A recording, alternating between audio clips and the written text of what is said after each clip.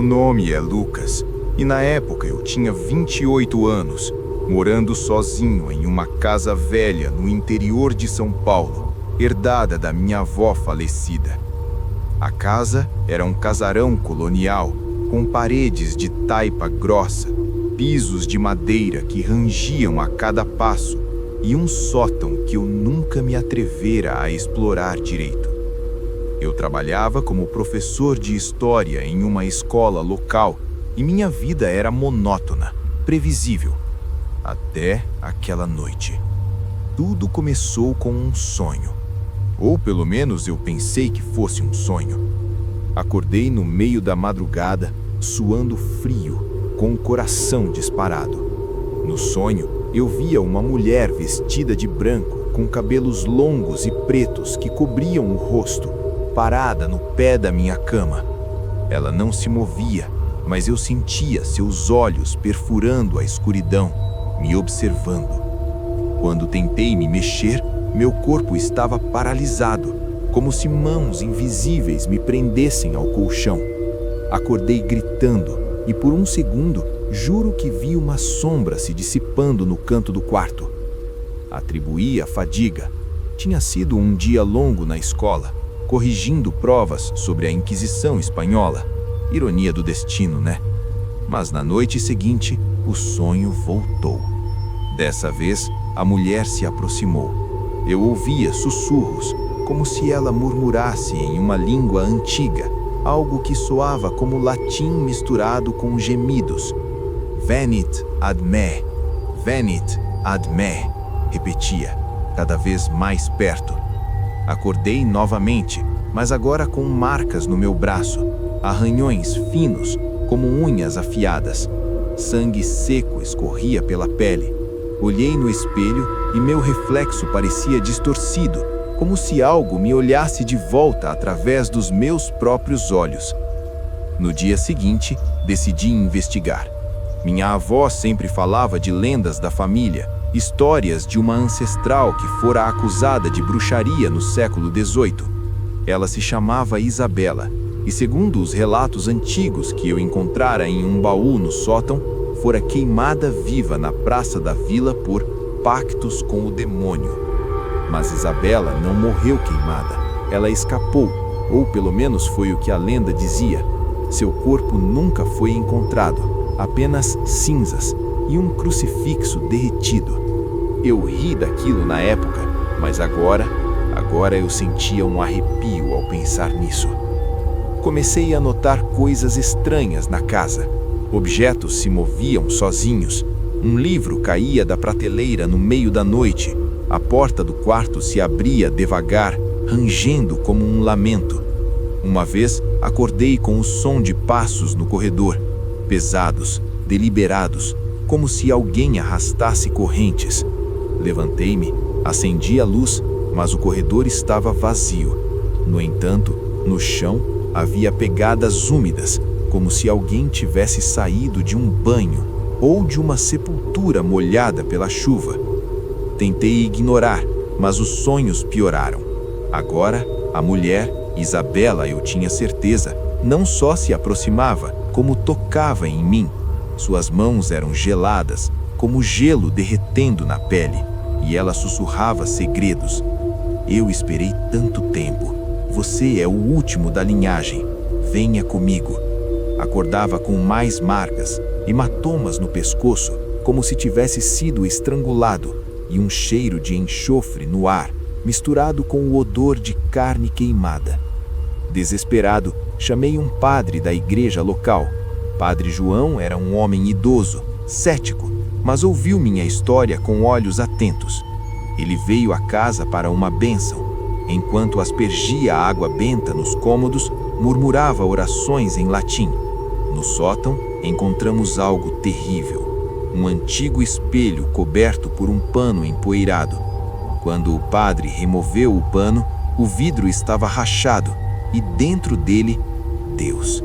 Dentro dele eu vi Isabela. Não um reflexo, mas ela de verdade, com a pele chamuscada, os olhos vermelhos como brasas, sorrindo para nós. O padre gritou e caiu de joelhos, o crucifixo em sua mão derretendo como cera. Naquela noite, a casa enlouqueceu. Portas batiam sozinhas, luzes piscavam e o ar ficou pesado, sufocante. Eu me tranquei no quarto, mas ouvia batidas na porta.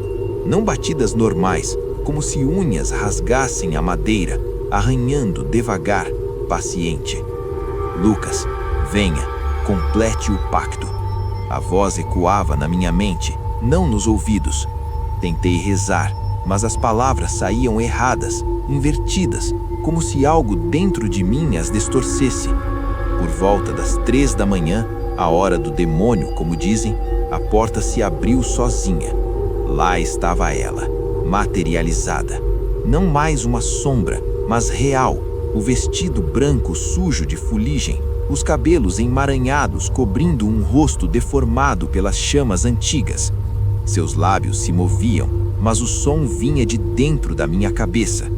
Sua avó me selou aqui, mas o sangue chama o sangue.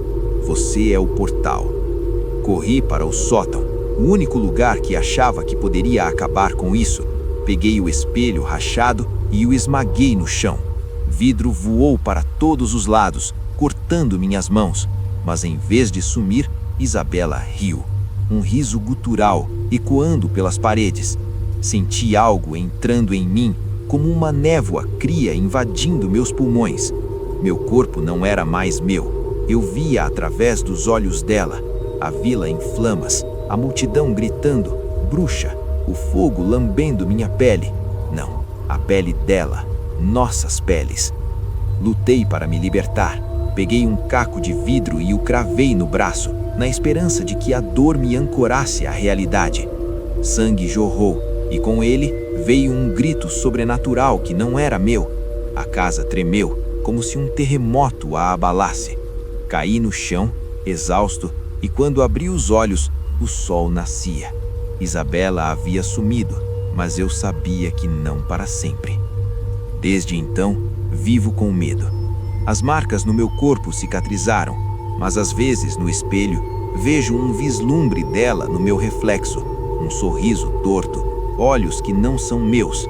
Ouço sussurros à noite, chamando meu nome. Eu me mudei da casa, mas ela me segue, porque o pacto não foi quebrado, só adiado. E uma noite, quando eu menos esperar, ela virá me buscar de vez. Se você está lendo isso, reze para que não seja você o próximo da linhagem, porque o sobrenatural não esquece, ele espera, e quando chega, não há escapatória.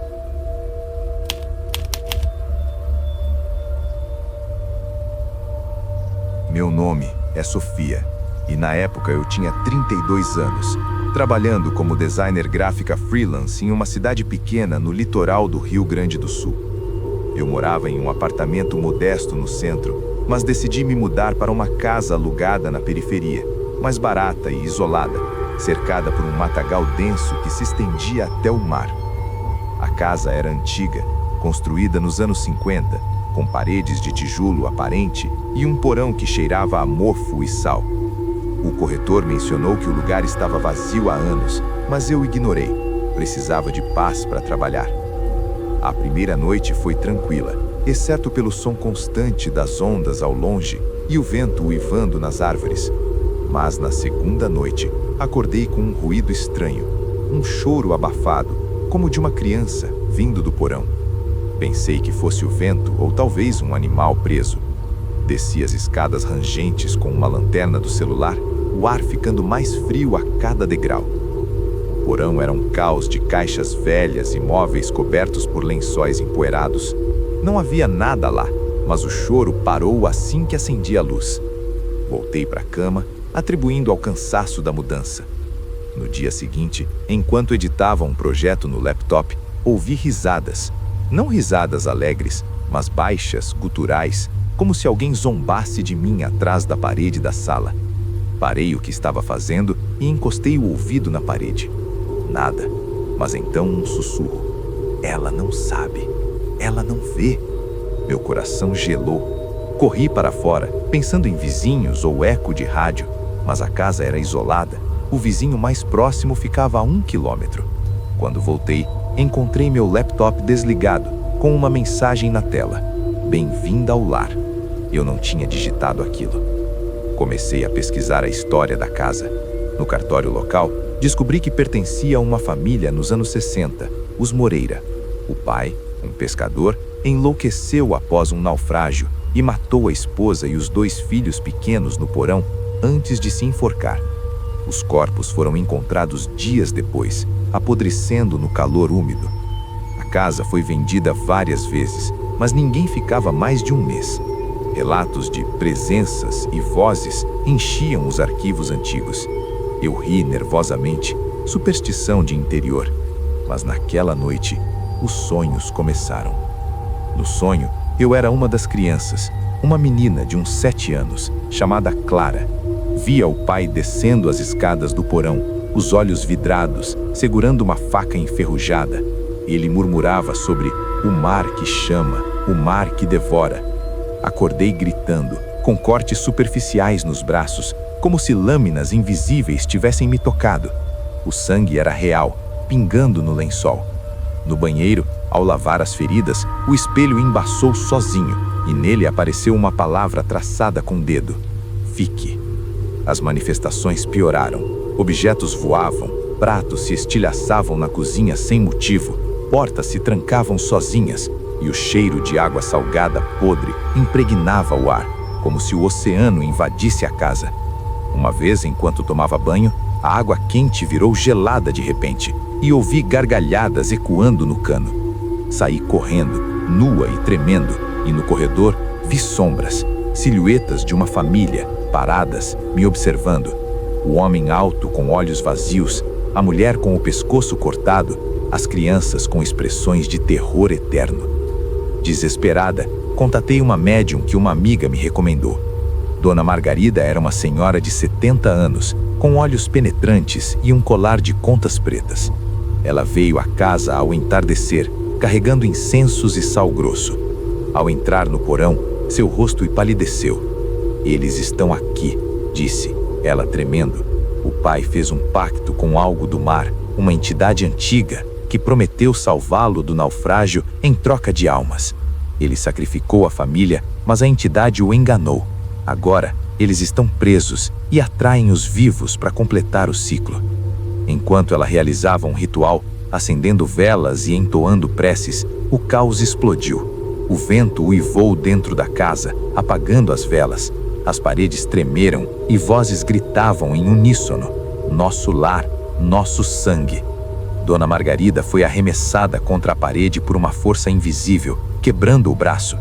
Eu a ajudei a se levantar, mas então senti mãos frias no meu pescoço, pequenas como de crianças, mas fortes como ferro. "Junte-se a nós", sussurravam. Vi visões, o mar negro, ondas como tentáculos e uma criatura colossal emergindo das profundezas, com olhos luminosos e dentes como anzóis. Lutamos para sair do porão. As escadas pareciam se alongar como em um pesadelo, mas finalmente chegamos à porta da frente. Dona Margarida gritou uma última prece, jogando sal para trás, e a casa pareceu se acalmar. Mas enquanto fugíamos de carro, olhei pelo retrovisor. As janelas da casa brilhavam com uma luz esverdeada e silhuetas acenavam, como se nos convidassem de volta. Eu nunca mais voltei. Vendi meus pertences à distância e me mudei para uma cidade grande, longe do mar. Mas às vezes, em noites chuvosas, ouço o choro novamente. Não na casa, mas na minha mente. Sinto o cheiro de sal podre no ar e no espelho, por um segundo, vejo não meu reflexo, mas o de Clara, com olhos suplicantes. A entidade do mar não esquece dívidas. Ela espera, paciente como as marés, e um dia, quando eu estiver fraca, virá cobrar. Se você alugar uma casa velha perto do oceano, ouça os sussurros, porque alguns lares não são para os vivos. Eles pertencem aos naufragados, e uma vez que você entra, eles nunca te deixam sair de verdade.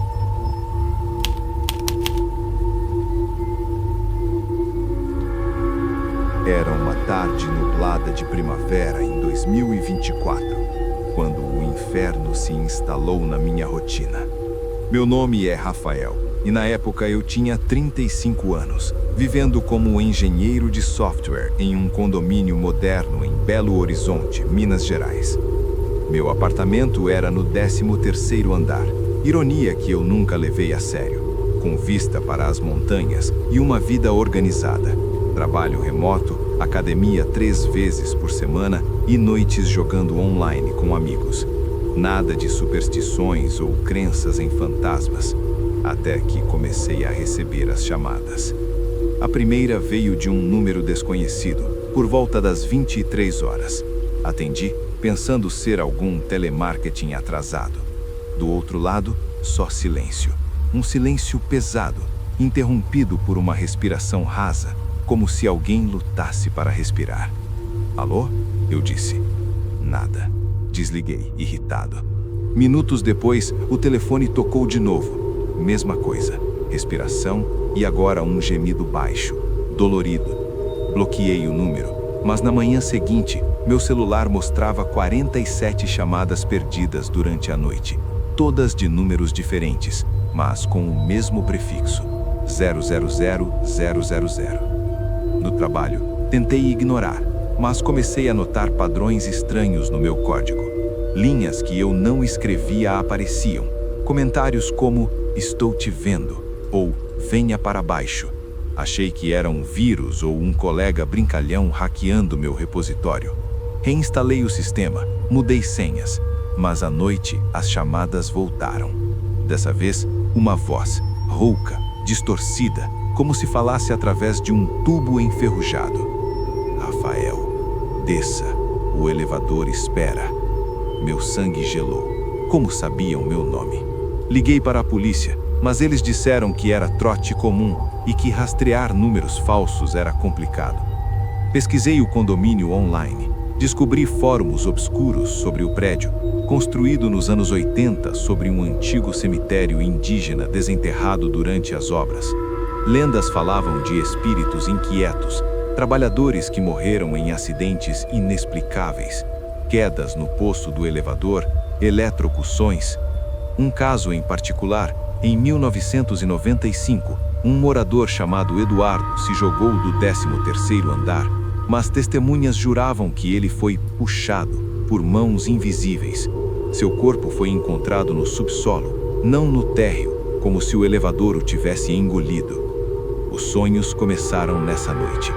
Eu me via no elevador do prédio, descendo infinitamente. Os botões piscavam, 13, 12, 11, mas nunca parava. No reflexo do espelho do elevador, meu rosto mudava, olhos afundados, pele pálida, como um cadáver. Uma figura surgia atrás de mim. Um homem esquelético, com roupas rasgadas de operário, o rosto deformado por queimaduras.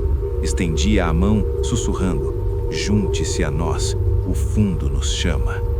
Acordava suando, com o som do elevador dingando no corredor real. As coisas escalaram. Meu apartamento começou a falhar, luzes piscando em código Morse. Depois descobri que soletravam, desça. A TV ligava sozinha, mostrando estática com rostos distorcidos emergindo do ruído. Uma vez, ao voltar da academia, encontrei pegadas molhadas no chão, pegadas que vinham do nada e iam até a porta do elevador. O cheiro era de terra úmida, como sepultura fresca.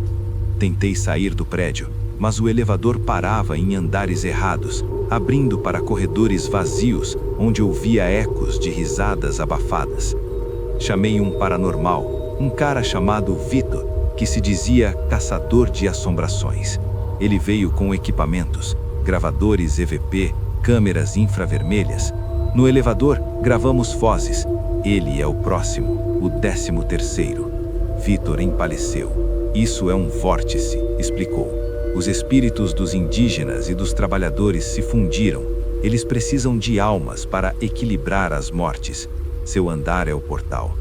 Enquanto falava, o elevador despencou. Não fisicamente, mas sentimos a queda, o estômago revirando. Parou no subsolo, um lugar proibido, cheio de máquinas antigas e poças de água escura. Lá embaixo, O ar era sufocante, carregado de um fedor de decomposição. Vimos sombras se movendo, figuras curvadas, arrastando ferramentas enferrujadas. Uma se aproximou, o homem esquelético dos sonhos. Seus olhos eram poços negros e ele estendeu um braço ossudo. Você constrói sobre ossos, agora pague. Vitor tentou um ritual, sal e orações, mas as sombras o atacaram. Ouvi ossos quebrando enquanto ele gritava. Corri para as escadas de emergência, subindo 13 andares no escuro, com mãos frias roçando minhas pernas. Cheguei ao meu apartamento, tranquei tudo, mas o telefone tocou. Você não escapa, desça. Joguei o celular pela janela, mas ouvi a voz na minha cabeça. Meu computador ligou sozinho, mostrando uma live da câmera de segurança do subsolo. Vitor, ou o que restava dele, contorcido no chão, os olhos vidrados me encarando através da tela. Mudei no dia seguinte, deixando tudo para trás. Agora vivo em uma casa térrea no interior, longe de prédios altos, mas às vezes, em noites silenciosas, ouço o din de um elevador imaginário. Meu novo telefone toca com o número 000 e a voz sussurra: ainda estamos esperando, no fundo. E eu sei que eles não desistem. Espíritos como esses não respeitam distâncias. Eles cavam fundo até encontrar você. Se você mora em um prédio antigo, evite o elevador à noite, porque alguns andares não levam a lugar nenhum, exceto ao abismo. E uma vez chamado, você desce para sempre.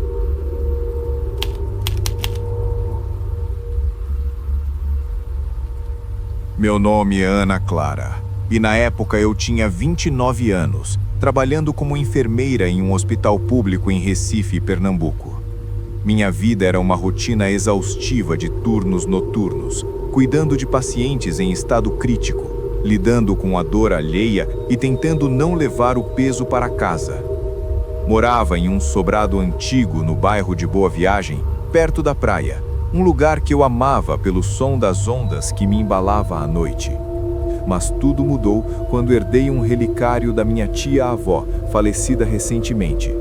Era uma peça antiga, de prata enegrecida, com um medalhão que se abria para revelar um retrato desbotado de uma mulher jovem, de olhos penetrantes e um sorriso enigmático. No dia em que o recebi, pelo correio, senti um arrepio ao tocá-lo. A tia-avó, que eu mal conhecera, era conhecida na família por suas excentricidades, sessões espíritas, tarô e histórias de visões. O relicário veio com uma carta curta. Guarde-o com você. Ele protege, mas também revela. Ri daquilo, pensando ser apenas uma herança sentimental. Coloquei-o no pescoço e continuei minha vida. Mas naquela noite, no hospital, durante o turno, comecei a notar algo estranho. Um paciente idoso em coma murmurou palavras incoerentes enquanto eu checava seus sinais vitais. A sombra, ela vem, o relicário a chama. Seus olhos se abriram por um instante, fixos no meu colar, antes de fechar novamente. Atribuí a medicação, mas um frio subiu pela minha espinha. Em casa, exausta, adormeci com o relicário ainda no pescoço. O sonho foi vívido, como se eu estivesse acordada. Eu me via em uma Recife antiga, talvez do século XIX, caminhando por ruas de paralelepípedos sob a luz de lampiões a gás. A mulher do retrato estava lá, viva, vestida em um gaun vitoriano, rindo enquanto dançava em uma festa. Seu nome era Efigênia, minha ancestral, uma médium famosa na época. Mas o sonho azedou. Sombras se alongavam nas paredes, formando garras que a arrastavam para um abismo. Ela gritava: "Não me liberte, o relicário é a prisão." Acordei ofegante, com o colar quente contra a pele, como se tivesse sido aquecido por uma chama invisível. No dia seguinte, as coisas pioraram. No hospital, pacientes aleatórios começaram a reagir ao relicário. Uma criança com febre alta apontou para ele e chorou. "A senhora Má está aí dentro." Um homem em recuperação de cirurgia sussurrou: "Ela quer sair, ela usa você." Comecei a me sentir observada, como se olhos invisíveis me seguissem pelos corredores esterilizados. Em casa, objetos menores desapareciam, chaves, um brinco, um livro de cabeceira. Encontrava-os depois em lugares absurdos, como dentro da geladeira ou sob o travesseiro, arrumados de forma meticulosa. Pesquisei sobre Efigênia. Nos arquivos da Biblioteca Municipal, descobri jornais antigos. Ela era acusada de invocar espíritos malignos durante suas sessões. Uma noite, em 1897, algo deu errado. Um demônio, ou entidade sombria, como os artigos chamavam, possessou um participante, levando a mortes horríveis. Efigênia selou a entidade no relicário, usando seu próprio sangue como âncora, e jurou que o colar nunca deveria ser aberto ou removido pela linhagem. Mas a carta da tia-avó não mencionava isso. Senti um pavor crescendo. Eu era a última da linhagem direta. Os sonhos se intensificaram. Agora, Efigênia não era vítima, ela era a predadora. No sonho, eu a via invocando a entidade, um ser de trevas puras, com formas mutáveis, olhos como poços de breu e uma voz que ecoava como 1000 sussurros sobrepostos. Libere-me e eu te darei poder, prometia. Acordava com marcas, impressões de dedos no meu pescoço como se tivesse sido estrangulado e um cheiro de incenso queimado no ar. Uma vez, ao me olhar no espelho, vi meu reflexo piscar independentemente. Um sorriso que não era meu se formou nos lábios refletidos. Comecei a evitar o relicário, trancando-o em uma graveta. Mas isso só piorou as manifestações. Portas batiam à noite, luzes acendiam sozinhas e ouvia passos no andar de cima, como se alguém andasse de um lado para outro impaciente. Meu gato, que sempre dormia comigo, fugia rosnando para debaixo da cama. No hospital, os incidentes se multiplicaram. Pacientes aleatórios começaram a reagir ao relicário. Uma criança com febre alta apontou para ele e chorou. "A senhora Má está aí dentro." Um homem em recuperação de cirurgia sussurrou. "Ela quer sair, ela usa você." Comecei a me sentir observada, como se olhos invisíveis me seguissem pelos corredores esterilizados. Em casa, objetos menores desapareciam, chaves, um brinco, um livro de cabeceira. Encontrava-os depois em lugares absurdos, como dentro da geladeira ou sob o travesseiro, arrumados de forma meticulosa. Pesquisei sobre Efigênia. Nos arquivos da Biblioteca Municipal, descobri jornais antigos.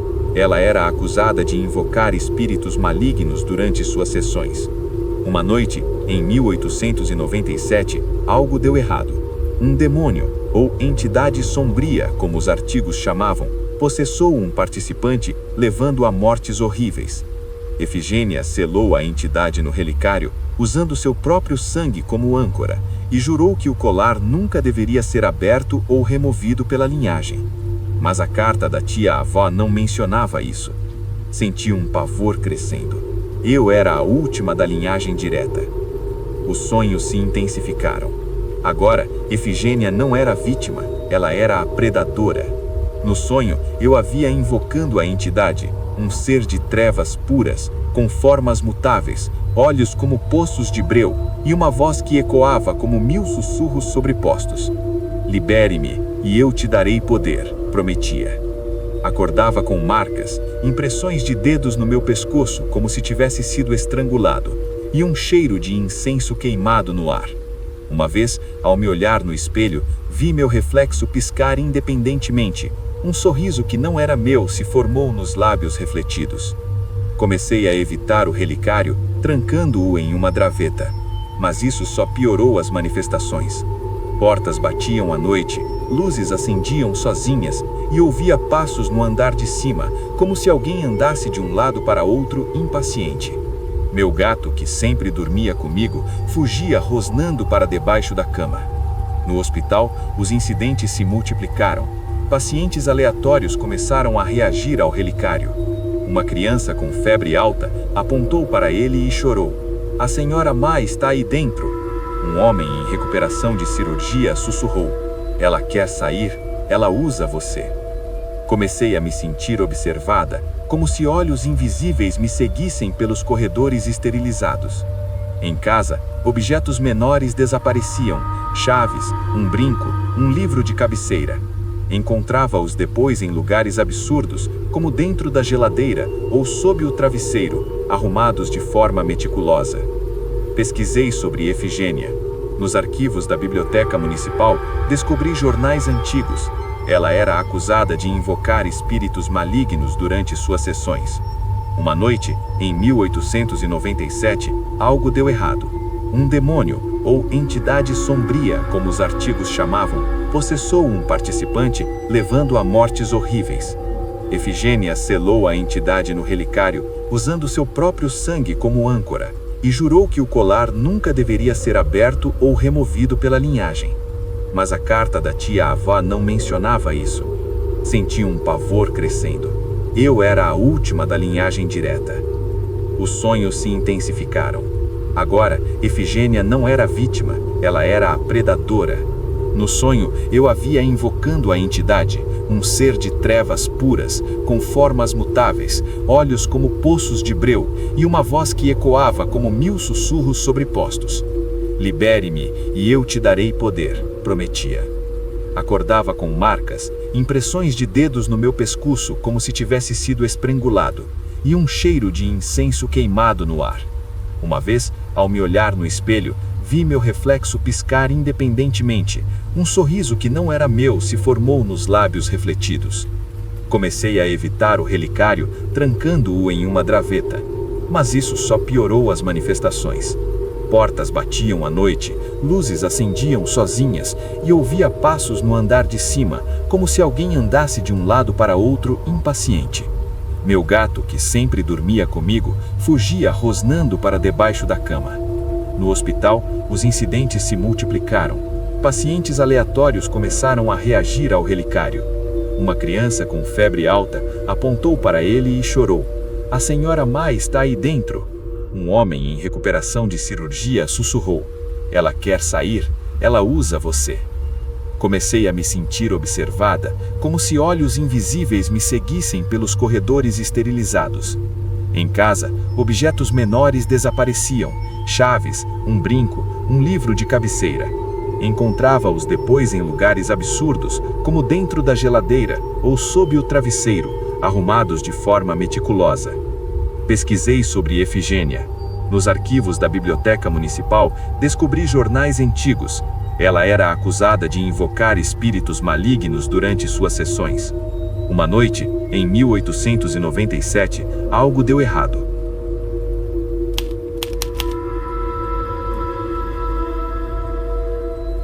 Era uma noite de outono em 2018, quando tudo começou.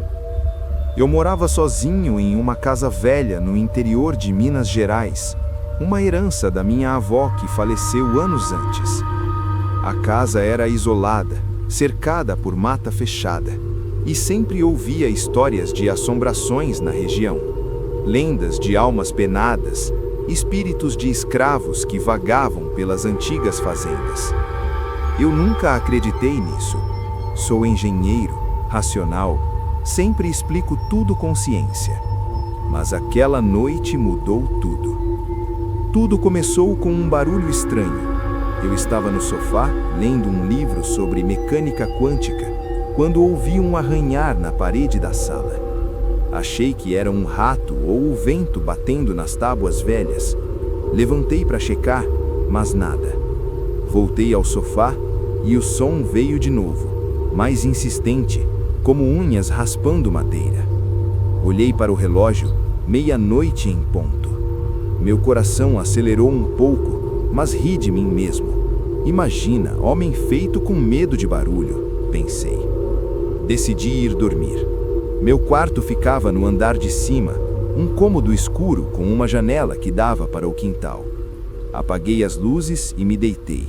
Mas o sono não veio. Em vez disso, veio o frio. Um frio repentino, como se alguém tivesse aberto uma geladeira no quarto.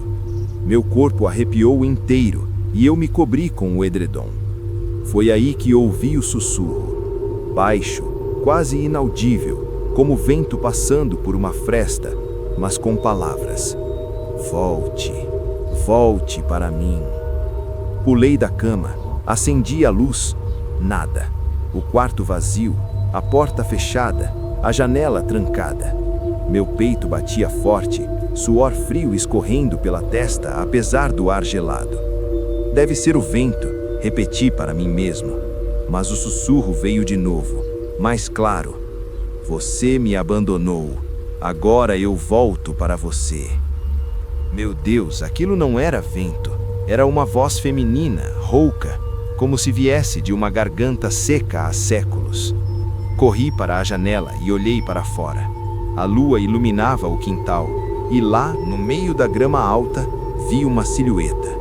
Uma mulher de vestido branco esfarrapado, cabelos longos e pretos cobrindo o rosto.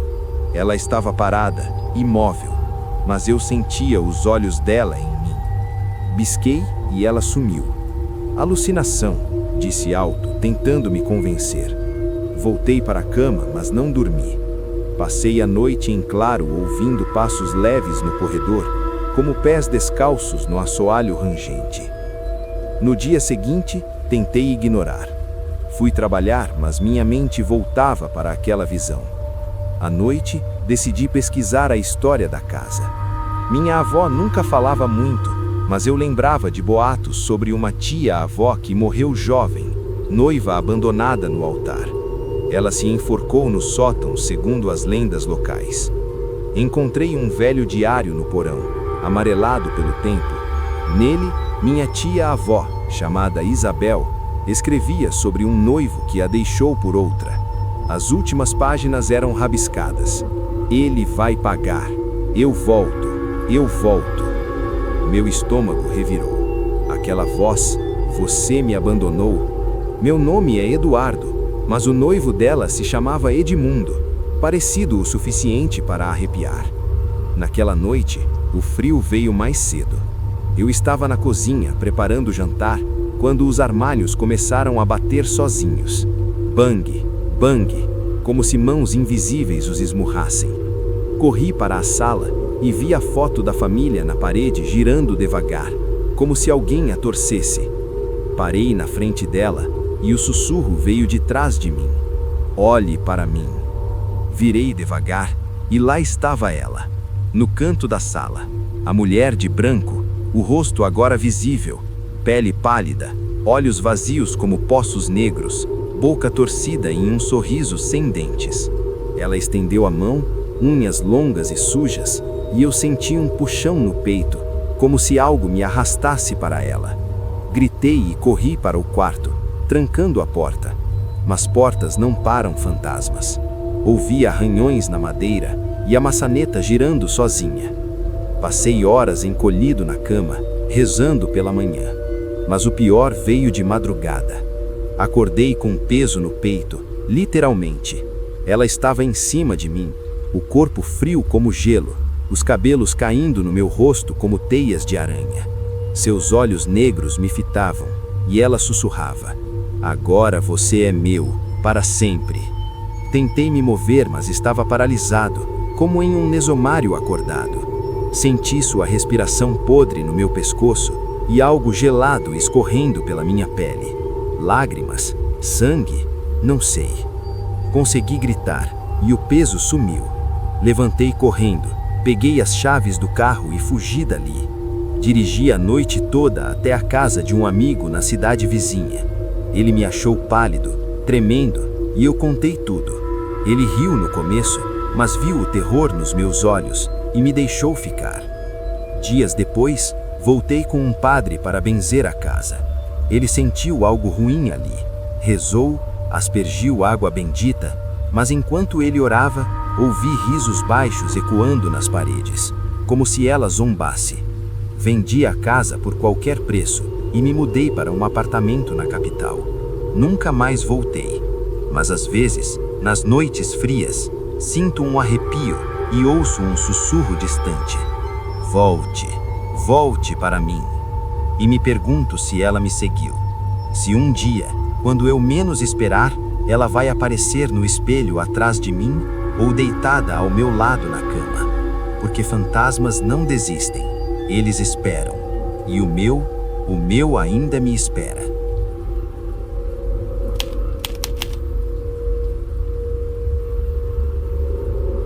Era uma madrugada chuvosa de verão em 2022, quando minha vida virou um pesadelo vivo. Meu nome é Lucas e eu tinha acabado de me mudar para um apartamento antigo no centro de São Paulo. Eu era um programador freelancer, daqueles que trabalham de casa, isolado do mundo, com um notebook como melhor amigo. O prédio era daqueles da década de 1950, com paredes grossas de tijolo aparente, elevadores rangentes e um cheiro permanente de mofo misturado a cigarro velho. O aluguel era barato demais para a localização. Avenida Paulista a 2 quarteirões, e o corretor mencionou algo sobre histórico peculiar, mas eu ignorei. Precisava de um lugar urgente depois do divórcio, e aquilo parecia perfeito. Um estúdio amplo no 5º andar, com vista para o caos da cidade. No primeiro dia, tudo normal. Desempacotei caixas, arrumei o sofá-cama e instalei minha estação de trabalho na mesa de jantar velha que veio com o imóvel. À noite, deitei exausto, ouvindo o barulho constante dos carros lá embaixo. Dormi pesado, mas acordei no meio da noite com um sonho estranho. Eu via meu reflexo no espelho do banheiro, mas o eu do espelho sorria enquanto eu não. Acordei suando, coração acelerado, mas atribuí ao estresse da mudança. Voltei a dormir. Na manhã seguinte, notei algo esquisito. Meu café da manhã, uma xícara de café e torradas, estava na mesa, mas a xícara estava virada, o café derramado formando uma poça que escorria para o chão. Eu jurava que tinha deixado tudo intacto antes de dormir. Deve ter sido o vento da janela aberta, pensei, limpando a bagunça. Mas a janela estava trancada. Ignorei e comecei a trabalhar. Os dias se seguiram com incidentes pequenos que eu racionalizava. Objetos sumiam e reapareciam em lugares errados, chaves na geladeira, celular dentro do micro-ondas. Uma vez meu laptop ligou sozinho à noite, exibindo uma tela preta com linhas de código que eu não reconhecia. Algo como um loop infinito de olhe para trás. Apaguei assustado, achando que era um vírus, mas o antivírus não detectou nada. Comecei a sentir uma presença, como se alguém me observasse das sombras dos cantos do apartamento. Às vezes via vultos periféricos, rápidos demais para focar. Uma semana depois, conversei com a vizinha do andar de baixo, Dona Maria, uma senhora idosa que morava ali há décadas. Ela me olhou com pena quando mencionei os barulhos. Ah, menino, esse apartamento... O último inquilino, o seu Alberto, sumiu do nada. Dizem que ele enlouqueceu, falava de sombras que andam. A polícia investigou, mas nada. Antes dele, uma moça se mudou e durou só um mês. Gritava à noite dizendo que via coisas no escuro. O prédio é antigo, sabe? Tem histórias. Perguntei mais, mas ela mudou de assunto, benzendo-se. Aquilo me inquietou. Naquela noite, decidi ficar acordado, luzes acesas, para ver se era imaginação. Sentei no sofá com uma cerveja, assistindo Netflix. Por volta das 2 horas, o ar ficou pesado, como se o oxigênio rareasse. A TV piscou e o som distorceu. Vozes dos atores viraram sussurros ininteligíveis. Desliguei, mas o sussurro continuou, vindo do banheiro. Venha, veja. Meu corpo gelou. Levantei devagar, peguei uma lanterna do celular e fui até lá. O banheiro era pequeno, com um espelho grande sobre a pia. Acendi a luz e nada, mas ao me aproximar, vi algo no reflexo. Atrás de mim, uma forma escura, como uma silhueta humana deformada, com braços longos demais. Virei rápido, vazio. No espelho, ela ainda estava lá, se aproximando. Meu reflexo não se movia comigo. Ele ficou parado, olhos fixos em mim, enquanto a sombra o envolvia. Gritei e saí correndo, trancando a porta do banheiro. Passei a noite no sofá, luzes no máximo, tremendo. No dia seguinte, pesquisei o prédio online. Encontrei fóruns antigos de mistérios urbanos, relatos de um incêndio nos anos 60, onde um homem morreu queimado no 5º andar. Ele era um pintor obcecado por sombras e reflexos, e suas obras, abstratas, com figuras distorcidas, foram encontradas intactas no fogo. Diziam que ele invocou algo em rituais ocultos, um guardião das sombras, que habitava os reflexos. Um usuário anônimo postou: "Não olhe nos espelhos à noite, ele usa eles para entrar." Ri nervoso, mas cobri todos os espelhos da casa com lençóis. Os incidentes pioraram. À noite ouvia arranhões nas paredes, como garras raspando o gesso. Meu sono virou pesadelos recorrentes, eu preso em um labirinto de espelhos, perseguido por cópias de mim mesmo com rostos derretidos. Acordava com marcas no corpo, arranhões leves nos braços, como se unhas me tocassem. Uma vez, vi pegadas úmidas no chão, saindo do banheiro e indo para minha cama, pegadas que evaporavam ao toque. Decidi chamar um amigo, o Paulo, cético como eu. Ele veio passar a noite. Rimos dos meus medos, bebemos, jogamos videogame, mas à 1 da manhã as luzes piscaram e apagaram. O prédio todo? Não, só meu apartamento. No escuro, ouvimos passos pesados no corredor. Paulo acendeu o celular. Que merda é essa? Vimos a sombra no canto da sala, alta, com olhos vermelhos brilhando como brasas. Ela se moveu, estendendo tentáculos de treva que rastejavam pelo chão. Paulo gritou e eu o puxei para a porta. Corremos escada abaixo, batendo na porta de Dona Maria. Ela nos deixou entrar, pálida. Eu avisei, é o sombrio. Ele veio com um pintor, alimenta-se do medo, usa as sombras para caçar. Contou a história completa. O pintor, enlouquecido pela solidão, invocou uma entidade das trevas em um ritual com espelhos e velas pretas. A entidade o possuiu e desde então assombra quem mora ali, crescendo com o terror das vítimas até consumi-las. Seu Alberto não sumiu. Encontraram seu corpo dias depois, mumificado, como se sugado de vida. No banheiro, olhos vidrados no espelho. Paulo quis chamar a polícia, mas o que diríamos? Voltamos ao apartamento de manhã, luz do dia entrando pelas janelas. Tudo normal, mas eu sentia o peso. Decidi ficar mais uma noite, armado com uma faca e sal. Li sobre proteções online. Erro fatal. Aquela noite foi o ápice. Deitei, mas o sono não veio. O ar esfriou e as sombras nos cantos pareceram se alongar, pulsando como veias. Ouvi um riso baixo, gutural, ecoando das paredes. Levantei e vi no reflexo da janela, que esqueci de cobrir, a entidade. Uma massa negra com forma humana, mas distorcida. Rosto sem traços, exceto olhos flamejantes e uma boca rasgada em um sorriso eterno. Ela saiu do reflexo, materializando-se no quarto. Senti tentáculos frios envolverem meus ancoragens, puxando-me para o chão. Lutei, gritei, mas a força era sobrenatural. A coisa subiu pelo meu corpo, sussurrando no meu ouvido: sua sombra é minha agora. Junte-se a nós. Senti minha energia sendo drenada, como se minha alma vazasse. Em pânico, rolei para o lado. Peguei a faca e cortei o ar. Acertei algo sólido, que uivou como um animal ferido.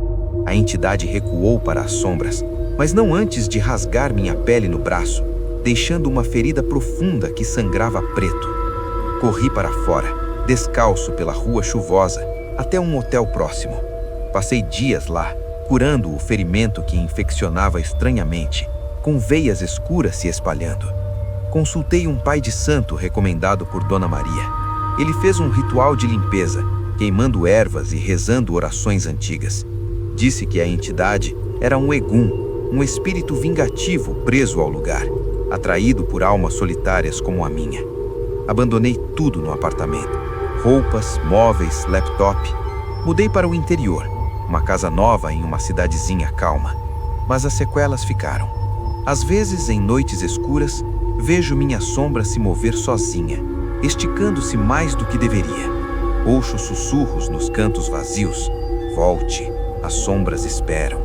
E me pergunto se escapei mesmo, ou se carrego um pedaço dela comigo. Porque sombras não morrem, elas só esperam a luz apagar. E quando apaga, quando apaga, elas devoram tudo.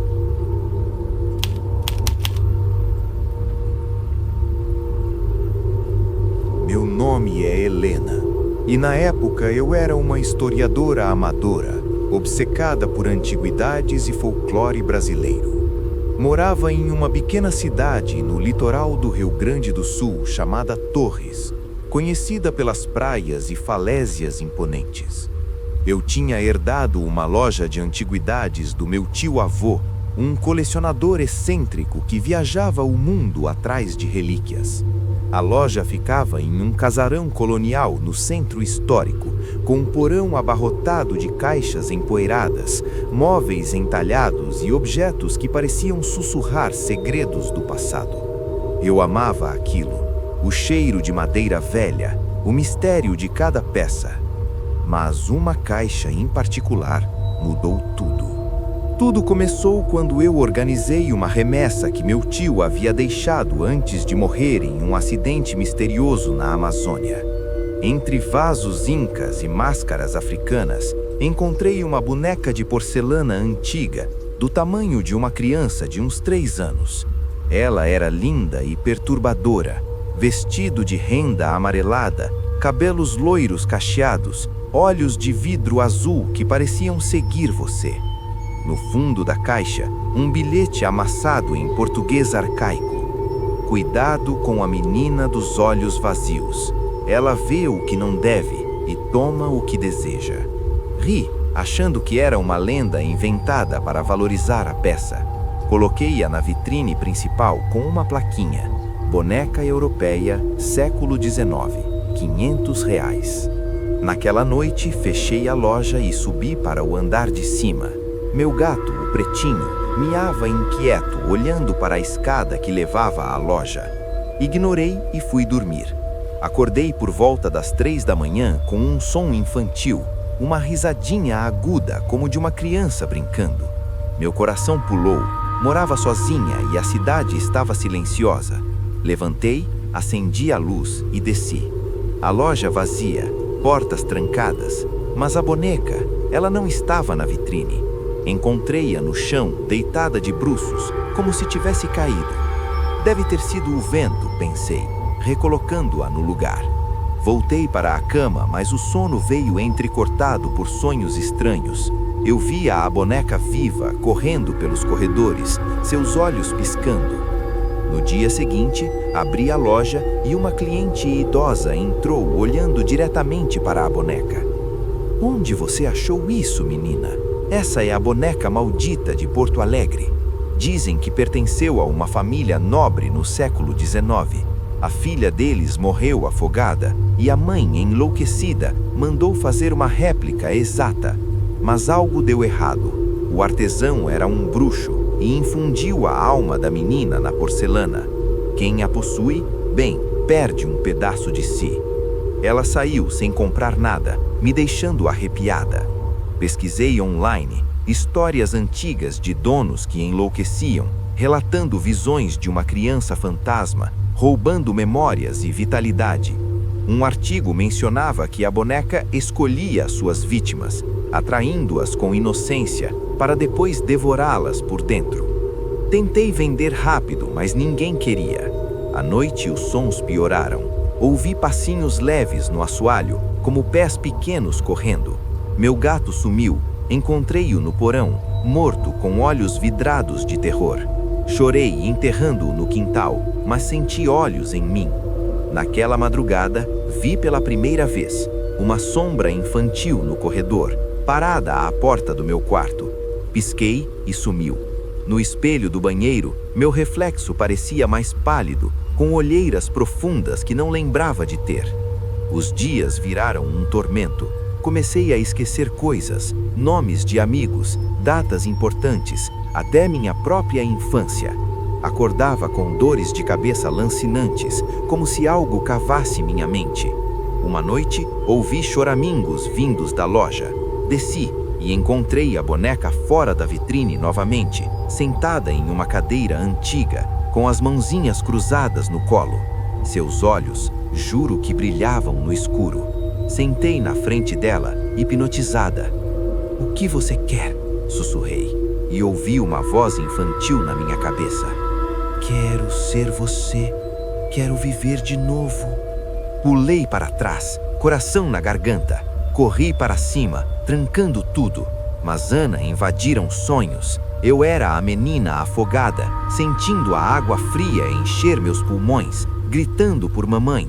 Acordei ofegante, com água pingando do teto, mas não chovia. Meu corpo enfraquecia, perdia peso, cabelos caíam. Chamei uma amiga, a Clara, para ficar comigo. Ela viu dos meus medos, mas à noite ouviu os passinhos. Ana, tem algo aqui, disse, pálida. Vimos juntas, a boneca na escada, subindo degrau por degrau, sozinha. Clara gritou e fugiu, me deixando sozinha. Desesperada, contatei um médium local, o seu João, um homem velho com fama de lidar com o sobrenatural. Ele veio no dia seguinte, carregando incensos e ervas. Examinou a boneca. Isso é um receptáculo de alma perdida. A menina não descansa porque foi presa aí por bruxaria. Ela suga a essência dos vivos para tentar escapar. Fez um ritual, círculo de sal, velas pretas, orações em latim misturado a umbanda. Mas durante o ritual, as luzes piscaram, o vento uivou dentro da casa fechada. A boneca tremeu e ouvi um grito infantil ecoando. Não, minha! O médium caiu convulsionando, olhos revirados. Ajudei-o, mas ele murmurou. Ela é forte, já te marcou. Saiu cambaleando, me aconselhando a queimar a boneca. Tentei, joguei-a na lareira do porão, acendi o fogo, mas as chamas dançaram ao redor dela sem tocá-la.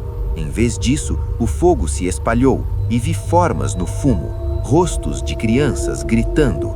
Apaguei correndo, tossindo. Naquela noite, o pior aconteceu.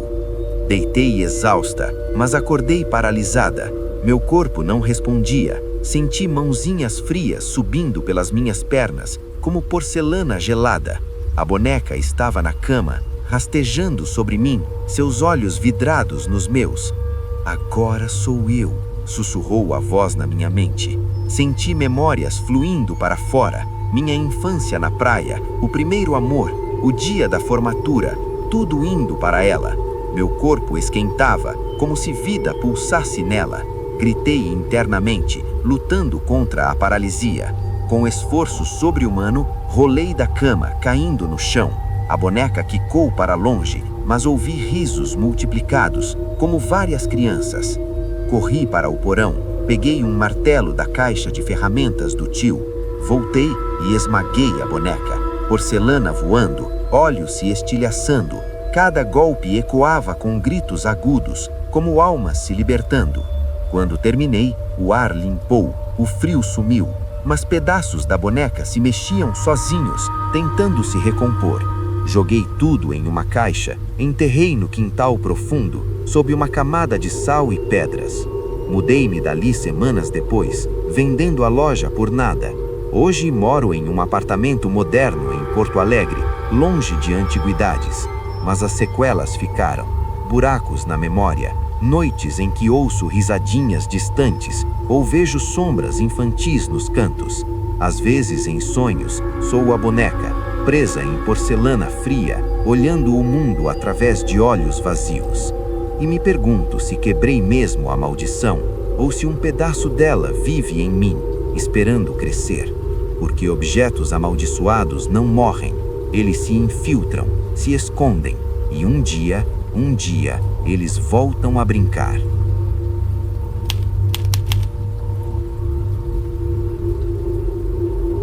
Era uma manhã nublada de outono em 2020, quando minha obsessão por mistérios me arrastou para o abismo. Meu nome é Rafael, e na época eu era um jornalista investigativo freelance, daqueles que cavam histórias esquecidas em arquivos poeirentos e vilarejos remotos. Morava em uma casa modesta nos arredores de Curitiba, no Paraná, mas meu trabalho me levava a lugares esquecidos pelo tempo. Recebi uma dica anônima por e-mail. A Mansão dos Espelhos em Santa Catarina guarda segredos que devoram almas. Vá se quiser, mas não diga que não avisei. Anexado, uma foto antiga de uma mansão gótica, com torres altas e janelas em arco, cercada por névoa. Intrigado, pesquisei. A Mansão Vieira, construída no século XIX por um imigrante português rico, abandonada há décadas após uma série de mortes misteriosas. Boatos falavam de espelhos amaldiçoados que refletiam não o presente, mas horrores do passado, ou pior, do futuro. Decidi investigar para um artigo sobre lendas urbanas brasileiras. Cheguei à mansão em uma tarde chuvosa, dirigindo por estradas de terra lamacentas no interior de Blumenau. O lugar era imponente e decadente, paredes de pedra cobertas de era, portão enferrujado rangindo ao vento. Forcei a entrada.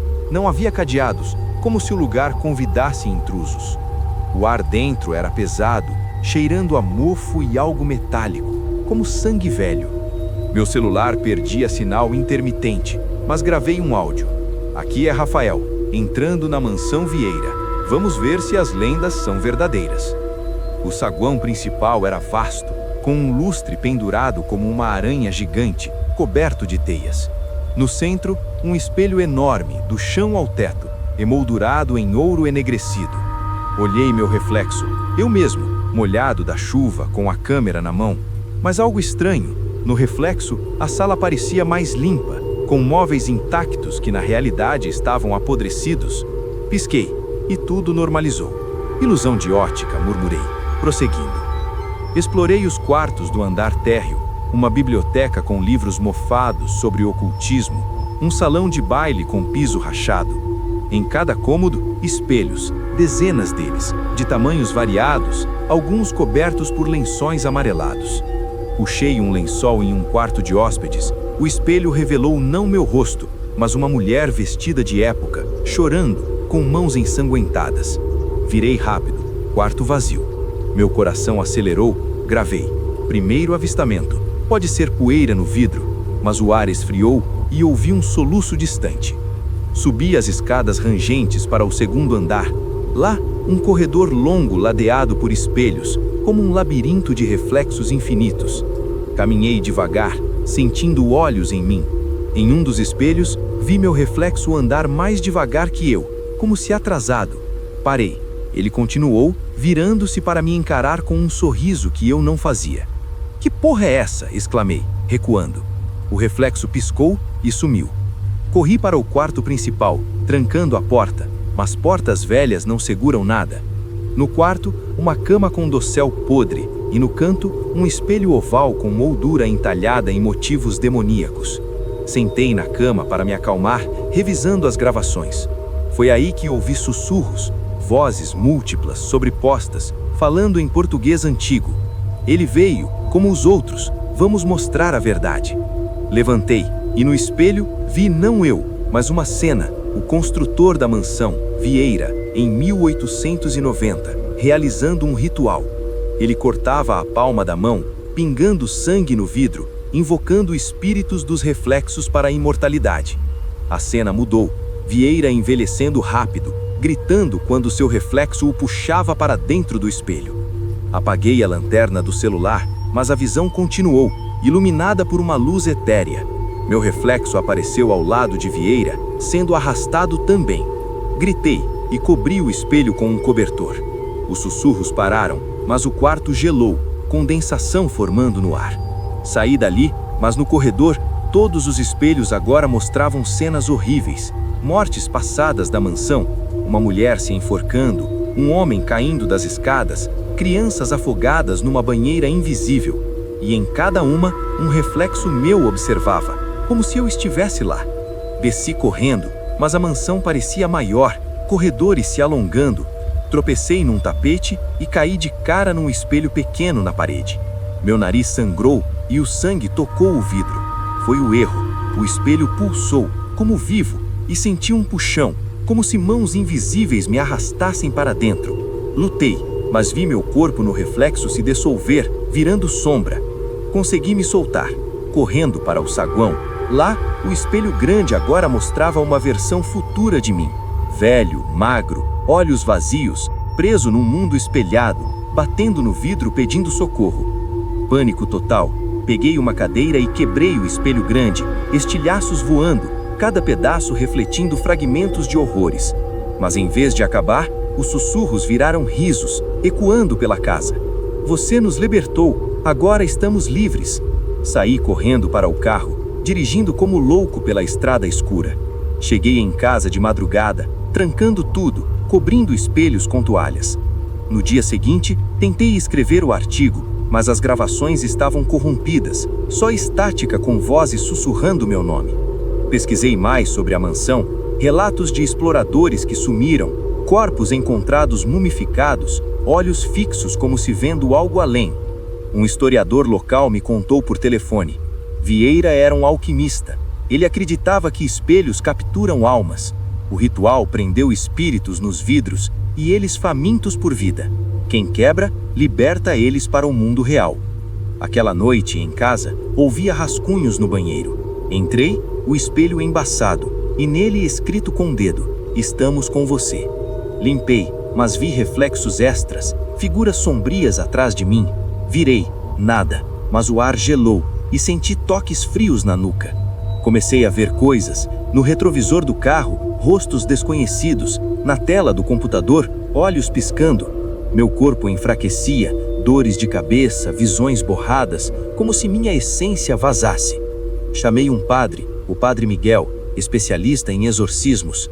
Ele veio, ouviu minha história, pálido. Isso é possessão coletiva. Os espíritos dos espelhos se apegam a você.